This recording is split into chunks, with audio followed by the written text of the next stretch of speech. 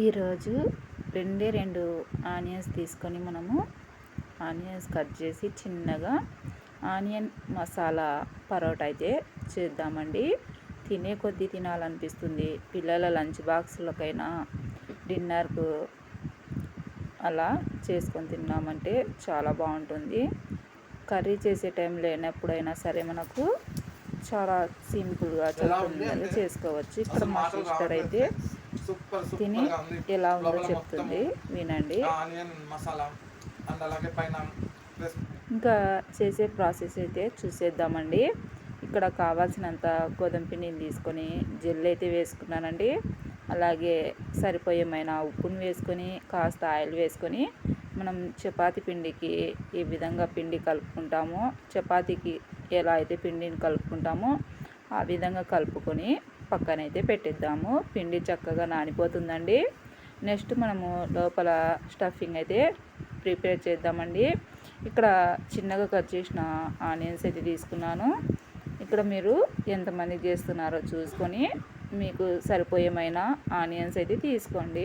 ఆ తర్వాత చిన్నగా కట్ చేసిన పచ్చిమిర్చి, ఒక క్యారెట్ తురుము అయితే తీసుకున్నానండి. క్యారెట్ తురుము అయితే తీసుకుని ఇవి బాగా కలుపుకోవాలండి. ఆ తర్వాత కారము, కొద్దిగా పసుపు, ధనియాల పౌడరు, గరం మసాలా, చాట్ మసాలా వేసుకున్నానండి.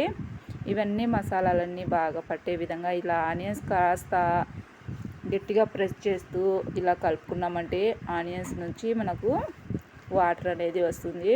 ఆ తర్వాత ఇక్కడ పుట్నాలు ఉంటాయి కదా, పుట్నాల పొడి అయితే మెత్తగా మిక్సీకి పట్టి పొడి అయితే వేసానండి.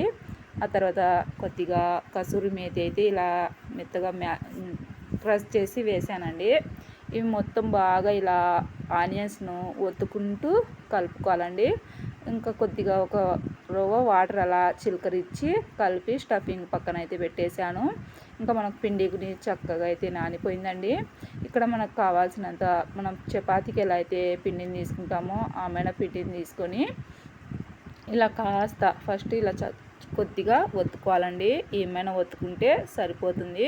చూడండి, ఇలా ఒత్తుకొని మనం ముందుగా రెడీ చేసి పెట్టుకున్న స్టఫింగ్ తీసుకొని ఆనియన్స్ మసాలా తీసుకొని ఇక్కడ సరిపోయేమైన మసాలాను లోపల పెట్టేసి ఇలా మొత్తం మనము కవర్ చేసేయాలి. చూడండి, ఇలా స్టఫింగ్ను లోపల పెట్టేసి పైనుంచి పిండిని ఇలా కప్పెట్టాలి.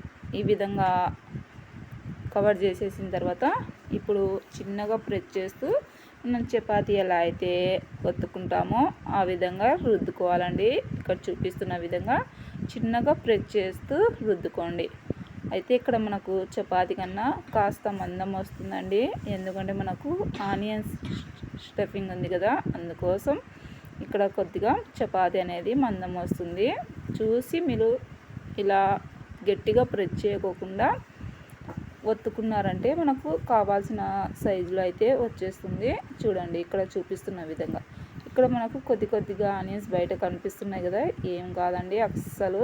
ఇక్కడ నువ్వులు అయితే పైనుంచి మొత్తం చపాతీ రుద్దుకున్న తర్వాత పైనుంచి కొన్ని నువ్వులు అయితే వేసుకొని ఇలా రెండు వైపులా వేసుకొని ఇలా మళ్ళీ ఒకసారి అలా రుద్దేయండి. నువ్వులు అనేవి మనకు చపాతీలోకి అయితే ఒత్తుకొని బాగుంటుందండి. మనం తినేటప్పుడు చాలా బాగుంటుంది టేస్ట్ అయితే. ఈ విధంగా నువ్వులు వేసుకొని మళ్ళీ ఇలా ఒత్తుకున్నామంటే సరిపోతుంది. ఇంతేనండి.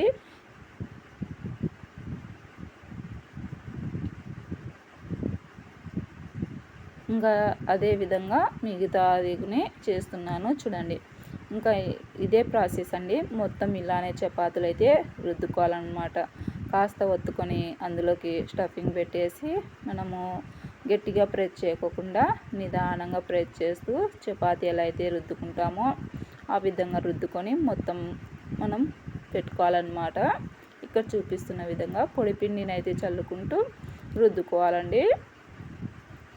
మనకు చాలా అంటే చాలా బాగుంటుంది. ఈ విధంగా రుద్దుకొని మొత్తము ఒక దోశ పెనం కానీ లేదా మనము ఏదో ఒకటి మనం ఇంట్లో చపాతీ పెనం ఉంటుంది కదా, ఆ పెనం అయితే ఆ పెనం పెట్టుకొని మనము ఈ చపాతీలు అయితే కాల్చుకోవాలండి. అయితే కాస్త మనం ఎక్కువ మంట పెట్టేసి తొందరగా కాల్చుకోకుండా కొంచెం నిదానంగా కాల్చుకున్నామంటే మనకు ఆనియన్స్ మసాలాని చక్కగా మగ్గుతుందండి. అలాగే చపాతీని చాలా బాగుంటుంది టేస్ట్, తినే కొద్దీ ఇంకా తినాలనిపిస్తుంది. ఈ విధంగా రెండు వైపులా తిప్పుకుంటూ రెండు వైపులా కాస్త ఆయిల్ను వేసుకుంటూ చాలా చక్కగా కొంచెం నిదానంగా కాల్చుకున్నామంటే చూడండి ఎంత చక్కగా మనకు చపాతీలు అయితే రెడీ అయ్యాయో. మసాలా ఆనియన్స్ మసాలా చపాతీ అండి, చాలా బాగుంటుంది. మీ పిల్లల లంచ్ బాక్స్లకైనా, నైట్ డిన్నర్లకైనా, లేదా పొద్దున టిఫిన్కైనా చాలా బాగుంటాయి. ఇప్పుడు చూడండి మీకు చూపిస్తున్న స్టఫింగ్ ఎంత చక్కగా వచ్చిందో. చాలా చక్కగా మనకు ఆనియన్స్ గుని మగ్గిపోయాయి, తినే కొద్దీ తినాలనిపిస్తుంది. చాలా బాగుంది.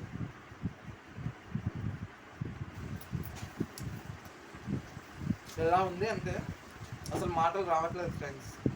సూపర్గా ఉంది. లోపల మొత్తము ఆనియన్ మసాలా అండ్ అలాగే పైన క్రిస్పీగా అండ్ సాఫ్ట్గా సూపర్గా ఉంది ఫ్రెండ్స్. మీరు కూడా ఇంట్లో ట్రై చేయండి. ఆనియన్ మసాలా చపాతీ చాలా బాగుంది. దీంట్లోకి మళ్ళీ సపరేట్గా కర్రీ అందులో ఏమో అవసరం లేదు ఫ్రెండ్స్, ఇలానే తినేయచ్చు.